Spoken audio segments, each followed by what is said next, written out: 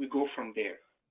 So basically, the outline of the presentation, basically what we are going to cover today is a discussion about the analysis methods that we use for the analysis of bridges that have irregular geometries, and I'm going to talk about what do we mean by irregular geometries, or how to classify the bridge to have an irregular geometry, and what kind of challenges and limitations that we are basically facing when we deal with modeling these kinds of bridges. So based on the software that we are using and based on the analysis method that is recommended by the LRFD bridge specifications, for example.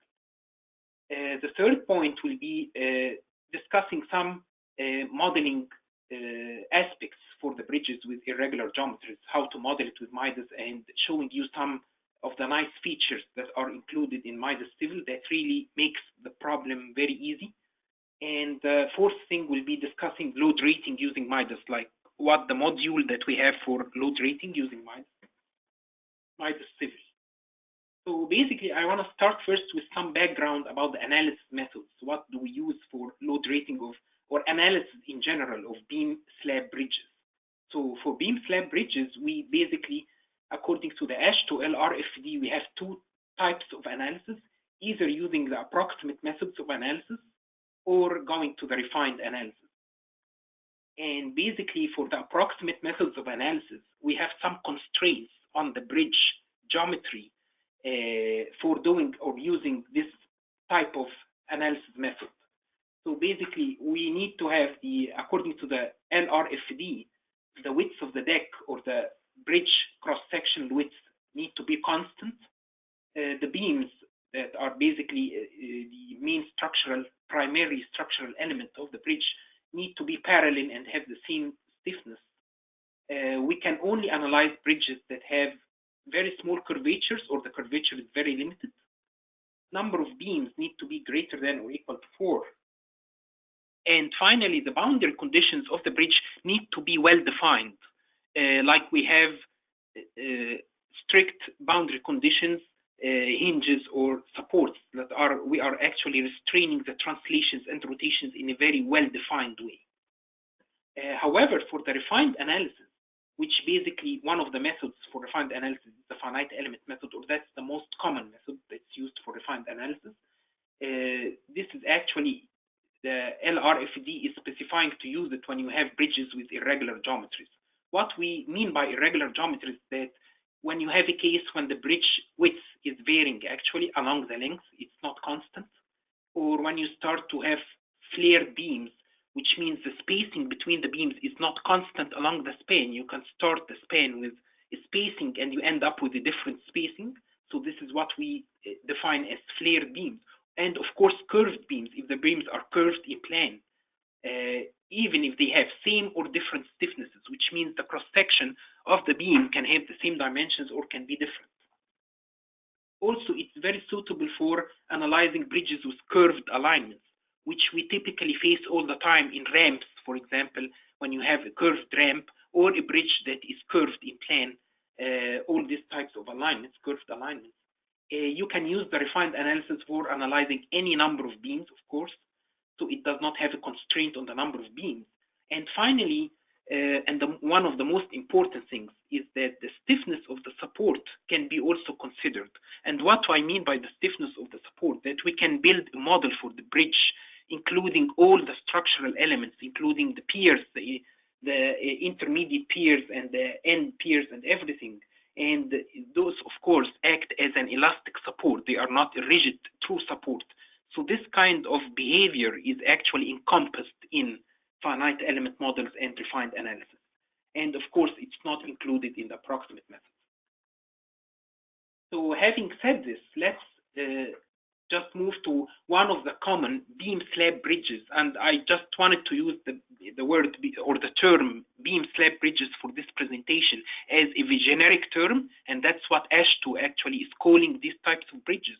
But one of the common ones is the ones that are utilizing the steel structure, which is basically composed of floor beams, which are those cross girders here or cross beams, and stringers, which are the longitudinal beams that are shown in green here.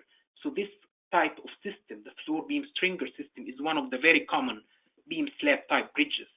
And of course, if these bridges have regular geometry, they can be rated using the commercial load rating software packages like AASHTOWare or other ones. Because, of course, what I mean by regular geometry here, like you can see this bridge that is modeled in here in one of the load rating softwares. It's basically having the same number of stringers, so the number of stringers is kept constant along the spans. And we do not have any curvature in the bridge. The bridge cross-section width is held constant from the beginning to the end. And that's what we call regular geometry. And of course, analyzing regular geometry requires you to use, or you can use, of course, the approximate method of analysis for analyzing those types of bridges. And that's why this can be done in the common load rating software packages. And this model that is shown down here is basically showing that you can model multiple spans in one model, and this can enable you to load rate the stringers and the floor beams from one model. So this actually brings the question about what do we do when we have a bridge with an irregular geometry. Can this be load rated using the common commercial load rating software packages like AASHTOWare, or this is actually very challenging? So our experience with this would tell you that to model bridges with irregular geometry, this is really very challenging using the common load rating softwares. And the second problem is basically, according to LRFD, Bridge Design Specifications, they require you, when you have an irregular geometry, you need to do a refined method of analysis, which is basically finite element, the most common one that is used for analyzing this types of bridges. So because of this, that's why using the common commercial load rating softwares is not suitable and is very difficult and cumbersome to load rate a bridge with an irregular geometry.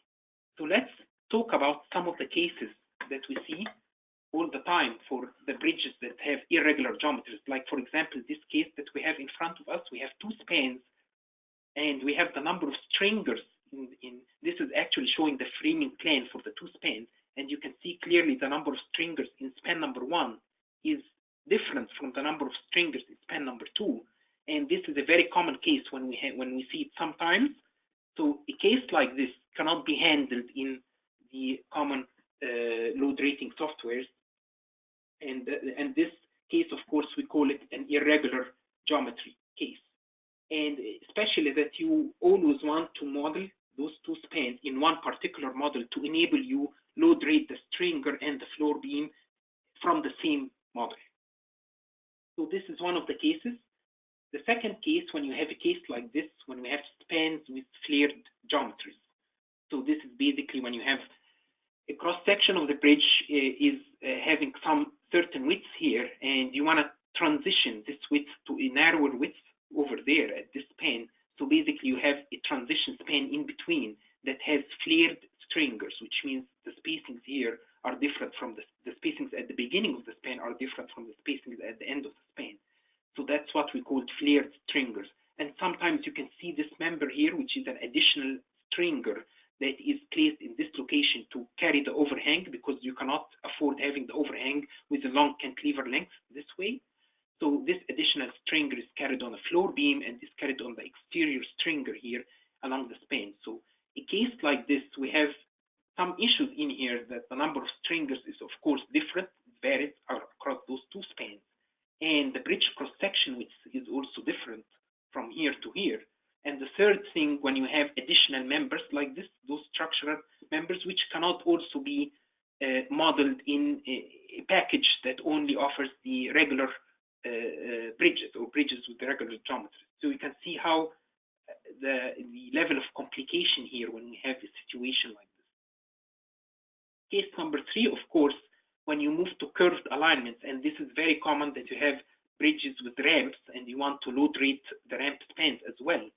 So the examples that I'm showing in here is a ramp span that has straight stringers, like we can see here, and it's having curved overhang. Or of course, if you have another ramp that has curved stringers and curved overhangs, all those cases fall under the same category of complication. Number of stringers is different. Again, the curved deck edges is not supported in the load rating packages, the common load rating packages. The bridge cross-section width can vary or can be the same. And finally, when you have additional structural members, like for example, we have a case here, we have some brackets that are supported on the exterior stringer, and those are intentionally added here to carry the long overhang in the span. So cases like these, we call them, those are the irregular bridge geometry spans or bridges that have irregular geometries, and those of course cannot be analyzed using the approximate methods according to AASHTO, and therefore it's very cumbersome and challenging to model cases like this in AASHTOware or in other common load rating packages. So just to summarize the case, what we have for the modeling limitations for bridges or the floor beam stringer systems in the commercial load rating packages like AASHTOware or other is basically this case. You need to have the number of stringers to be the same along the span. You need to have the bridge cross section to be constant along the model span. And of course, you cannot afford, or the software cannot support curved edges, and you cannot have any additional structural member like the side stringers or the brackets that we showed on the previous slides. This cannot be analyzed. A case like this is the only case, or one of the cases that that can be analyzed using the approximate methods and the commercial load rating packages. So now the question is, if we are dealing with a case that is really complicated, or we have a bridge with an irregular geometry like this case study that I'm going to be discussing with you for the rest of the presentation, how can we deal with something like that in load rating?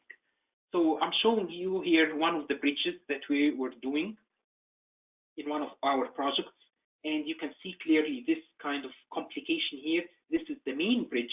The main bridge is composed of 4 lanes. We have 2 lanes on each bound, the eastbound 2 lanes, the westbound 2 lanes. And here at this particular junction, we have an on-ramp that is merging into the main bridge, like you can see here.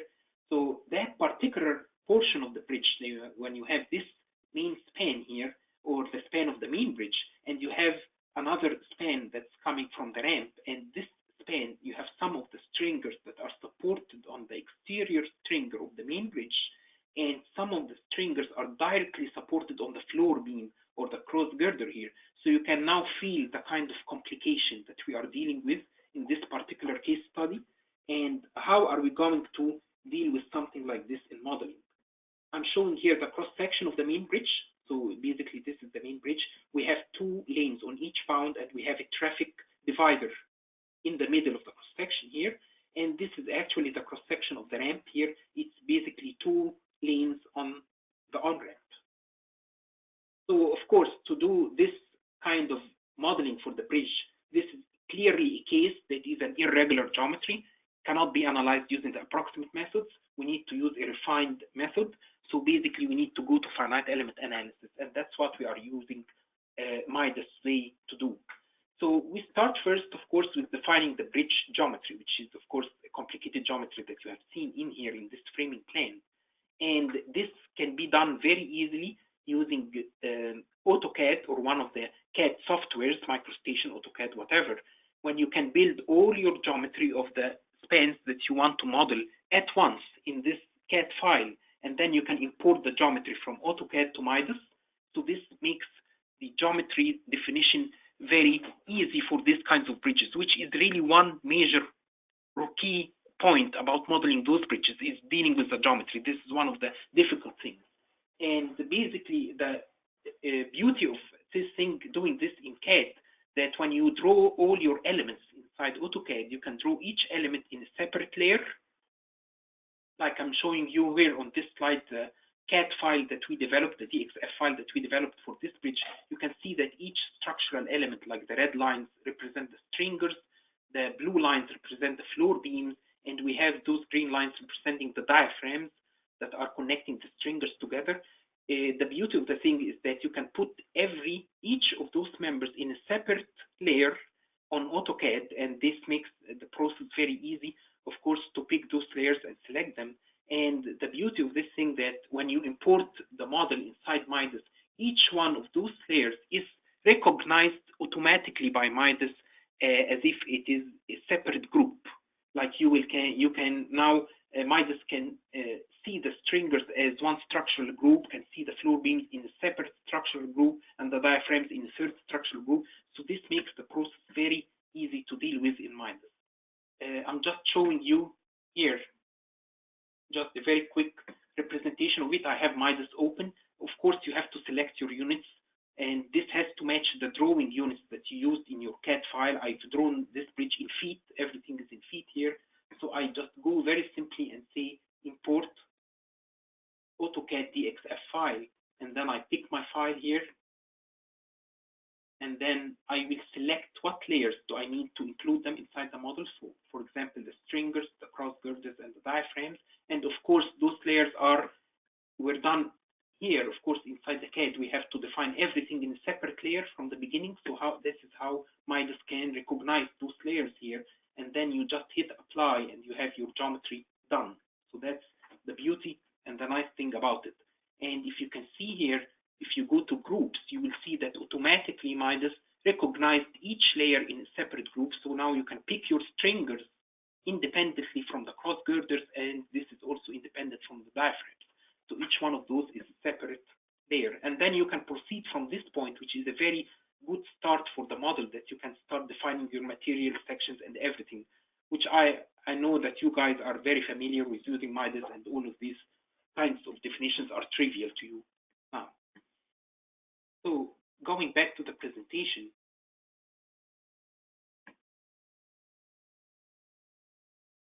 sorry about that. So going back to the presentation, we go here after importing the geometry of the bridge inside MIDAS.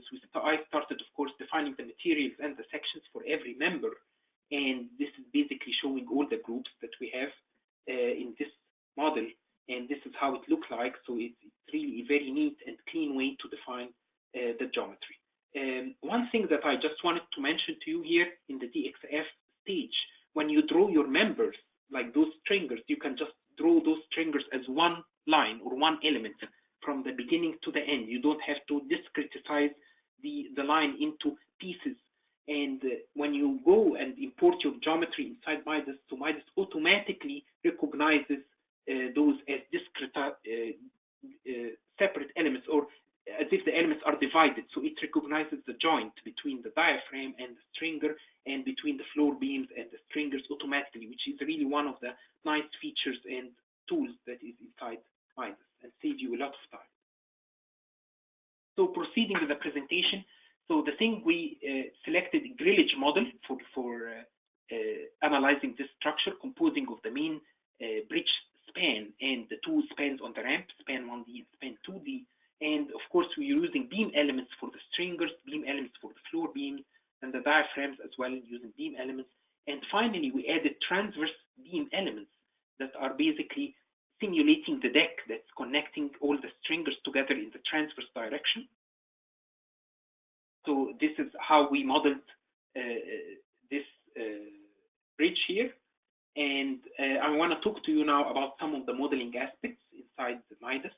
So one of the good things that MIDAS, of course, has in its section library, all types of sections. You can define them very easily using MIDAS. And of course, for this bridge, the stringers were composite with the deck. So we basically defined all the composite sections using this module in here, when we defined the steel section basically for the base section, and we defined the concrete slab dimensions basically for each beam, and the thickness of the deck. And of course, MIDAS, when you select the materials for the concrete and the steel, you can basically calculate all those properties, accordingly. The modular ratio between the steel and the concrete, and the density ratio, and the Poisson's ratio for steel and concrete, and so on and so forth. So this is a neat way to define the sections very quickly. Another way also, or something that we have experienced in this bridge for the floor beams, when we had sections that had built up sections that are composing of 4 angles, 2 angles at the top flange, 2 angles at the bottom flange, of course the web plate, and we have cover plates at the bottom and the top, and of course we have the concrete deck at the top.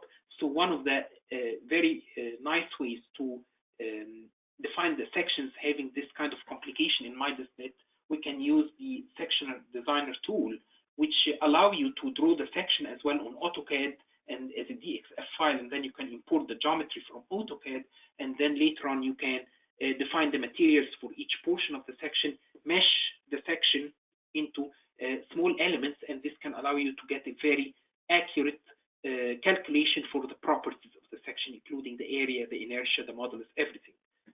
So this is also one of the nice tools inside MIDAS as well. About the concrete deck modeling, I'm talking here about those transverse elements that we added to the model to basically connect all the stringers in the transverse direction. Those, of course, were selected to be weightless or dummy elements that does not have any weight, because the weight of these elements are basically going to the steel section. It's not acting on the composite section, and this represents it. Those elements are basically representing the transverse connection between the stringers, and they are very crucial for the distribution of the live load in the transverse direction.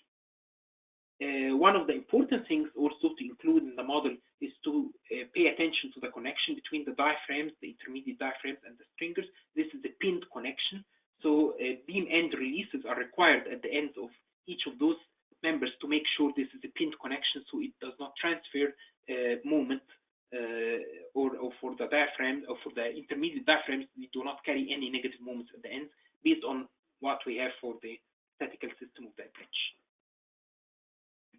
Then one of the nice things also here is the connection between the stringers that are actually supported on the exterior stringer. So we used to do this, we used the elastic springs that are available inside MIDAS. So basically defining the springs with appropriate stiffness based on the bearing properties or the neoprene pad properties that we are using to support those stringers. And then we can connect those two nodes here, the node for the exterior stringer and the node to the stringers coming from the ramp using the elastic springs. This kind of presents a nice presentation for the bearing, and it's a good way to present the support between the stringers and the exterior stringer of the main span. So one of the important things also that should be counted for inside those models is to do a construction staged analysis. So this is one of the primary things that affect the results, because the construction sequence is very important. And one of the nice features inside MIDAS that when you define a composite section like this, it's breaking the section into two parts, part one and part two. Part one is the base section, the steel section or the steel girder, and part two is the concrete deck.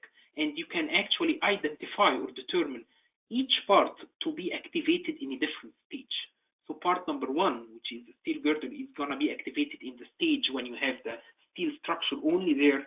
And then part two is going to be activated later on when the construction proceeds and we arrive to the stage after pouring the concrete and the concrete starts to harden and we have the composite section active at this stage. So this is something that's also a nice feature in MIDAS, that you can actually determine or identify each part, which stage each part is going to be activated in. And this also makes it very easy for modeling. So I'm sharing with you here the construction stage analysis that we did for this bridge, starting from stage number one, which is basically putting all the steel structural elements to be active, including the stringers and the floor beams, and of course the boundary conditions for supporting those floor beams need to be active at this stage.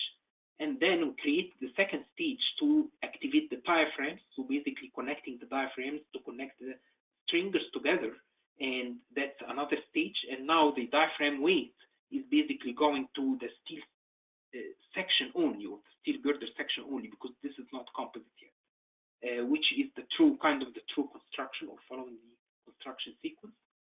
Stage number three is of course to account for the weight of the fresh concrete of the deck, and basically the weight of the fresh concrete is acting on the steel girder section only, it's not acting on the composite section. So in order to simulate this, we added uniform distributed loads according to the share of each of the stringers, and basically we added this uniform load on the stringers to simulate the weight of the fresh concrete in this stage. And then stage number four, of course, after pouring the concrete starts to harden, and this is where we start to see the composite action active. So this is stage number four, when we actually activated part two of the composite section section. Remember, I talked to you about the composite section. It has two parts. Part 2 is the concrete deck part, and this becomes activated in this stage. And also the transverse elements that we added earlier for connecting the stringers together, those need to be activated in this stage as well to mobilize the composite action between the deck and the steel girders. Then finally, going to stage number 5 is starting to apply all the loads that are post or after the composite action is activated, so including the barrier load and the wearing force if we have, and of course for that bridge, no wearing force. No wearing force was included in this bridge, so this is stage number 5. And then talking about the live load analysis for that bridge. So basically, we started to define the live load cases separately between the main bridge and the ramp. So we, of course, according to the AASHTO, you can have the trucks moving either on the main bridge or you can having them on the ramp. We cannot define the trucks moving here and here simultaneously. We can have uniform load on the ramp and having the trucks on the main bridge. This is one case. Or we can have the trucks moving on the ramp and uniform load on the main bridge. That's another case. And that's exactly what we started showing up here through defining the lanes at the locations, the specific locations for the main bridge, and of course defining the 2 lanes that are included on the ramp as well. And we created, of course, moving load cases that we have one case, we have the live load applied on the main bridge. We have another case when we have the live load going on the ramp. And of course, this case is a crucial case for load rating the members of the main bridge. This case can be crucial for this particular stringer here for the main bridge, and of course is more crucial for the stringers of the ramp.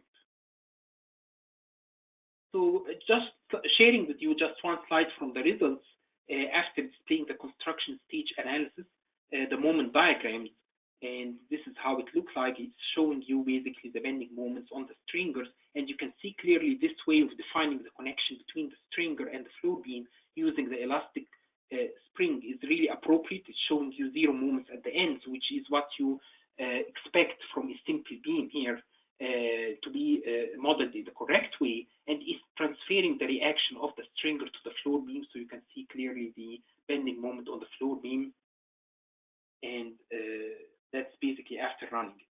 So now I want to move to the load rating analysis for this bridge. So just to share with you, of course, all of you guys are familiar with this. I'm just reminding you or refreshing your memory about the concept for load rating. This is a way, of course, of evaluating the live load capacity of the bridge. So we basically calculate the capacity of the member, and this term here includes factors to represent the condition factor, the system factor for the member, and then we extract out of the capacity the factored dead load that's coming from the weight of the elements here, the self weight of the elements, and the wearing force as well of the bridge. And this term in the numerator here, the capacity, after you subtract those factor dead loads from it, represents the reserved capacity for the live load. So when you divide it on the factored live load term here, it gets you a ratio that represents how much reserved capacity do we have for the live load. So it's a good way to evaluate the bridge and to tell if this factor, of course, is larger than 1. This means that the bridge is safe or passing because we have reserved capacity for the live load. But of course, if this factor is less than 1, that means that this bridge did not pass, and we have to do something about it, like moving to a strengthening scheme or changing things in the assumptions for the load rating.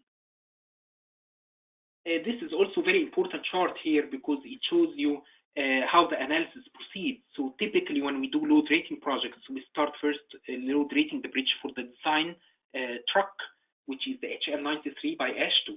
And if this rating analysis yields results that are larger than 1, this means that typically the legal loads or the legal trucks will pass, because the HL93 is actually crucial. And if it passes, this means that we do not really need to carry the analysis for the legal loads, but we still need to carry the analysis for the permit trucks board, because the permit trucks have different factors and it depends on the configuration of the truck as well, which can vary. But for the legal trucks, usually the legal trucks are having less factors than the HL93, and that's why it's tentative that if we carry the analysis for HL93 and it passes, we don't have to go through the analysis for legal trucks. Of course, if it is less than 1 from the HL93, we still run the analysis for the legal trucks, and based on the result, if it is less than 1, this means the bridge needs to be posted, and of course, strengthening is required.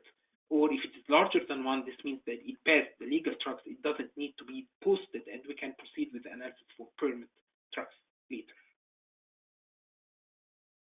This is showing you the nice modules that we have inside MIDAS to load rate the bridge. Of course, you need to select the code first, which is typically the AASHTO. The LRFR is the load rating factor, load resistance factor rating method. And this window in here is basically identifying the system factor for the structural system that we are using for this. Basically depends on the structural system of the bridge, and we have all the resistance factors, which are the material resistance factors, and for the different limit states for yielding, axial compression. So this also actually is updated by code automatically. And then we go here to the rating groups, which is basically we start to put every element that we want to load rate in the model in a separate group. And therefore, for example, here I'm showing that I had a group for the stringers of the ramp, the first span. I had another group for the stringers of the ramp in the second span. I had a third group for stringers of the main bridge, and so on and so forth. You create your groups, and each group can have a different condition factor, which is depending on the inspection of the bridge, because typically we have an inspection report for every bridge that we are load rating, and in the inspection report it is identified what factors do we have for the condition. So based on the condition factor, we can define for each group a separate factor here, and of course this will affect the analysis for this group. Then we move on, define the materials that are required for load rating, the steel and the concrete material for the composite sections, and we can have multiple materials here. And then we start to define the limit states. What load rating states are we looking at? Are we looking at service ones, strength ones, and both? Which is typically the case. We always load rate things for service and strength conditions. And basically, we identify here the load factor for the dead load case, which is depending on the dead load and of course the live load, and basically the factor for the live load here is defined. So these are the cases that we are going to analyze the bridge for service and for strength. Of course, here I'm showing the HL93 inventory, which requires you to use a load factor of 1.75 by code. And of course, if you are doing the operating rating, this factor is going to be 1.35. Then I'm going to share with you just sample of the results. Of course, this huge numerous results that are produced by MIDAS that give you each particular location depends on the discretization of the element. It can show you the result at the I end and the J end of each element as well, and for each particular rating case. So you can imagine the kind of the huge pool of results that you get after you run the analysis for a bridge like this. And I'm sharing with you here the results for the stringers of the main bridge for that particular service case here, because this is the service rating factor. And you can see at every element, it gives you the rating factor in here, and of course the check whether it's passing or not passing. And you can see also from this results where are the least factors that you got, which means those are the elements controlling you in this member. And of course, if anything is less than 1, this means that this member has a problem and you need to go back and start to make decisions about posting and strengthening and things like that. These are the results also for the flexural strengthening, and you can see the flexural strength rating factor for the stringers of the main bridge, and that's again showing you the stringers of the main bridge and the factors that you are getting from this. Then going to the flexural strength rating factor for stringers of the ramp. So I'm showing you here how you can display the results for different groups, rating groups, stringers of the ramp, separate from the stringers of the main bridge, and you can look at the results as well. Here I'm showing you the rating results for the cross girders or the floor beams, which are basically supporting the stringers. And you can see here the rating factors also. So this model is capable of giving you rating results for the stringers and the floor beams coming from one model, which is really a very powerful tool, powerful thing that is provided by the refined analysis or finite element method.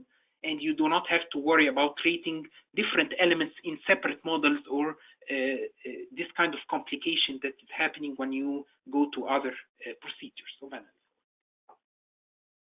Then finally, you can also obtain the shear strength rating factors for the different members, for the stringers of the main bridge and the stringers of the ramp as well, as you can see from this result. So you can get flexural strength, shear strength, service rating factors for different elements of the bridge, stringers, floor beams. All of this kind of results are coming up from one model, which is really very nice about using this. And up to here, I come to the end of the presentation, and I would like to thank you all for the interest in this topic, which I feel is a really a nice topic to discuss. And I'm welcoming your questions, and thanks to everybody.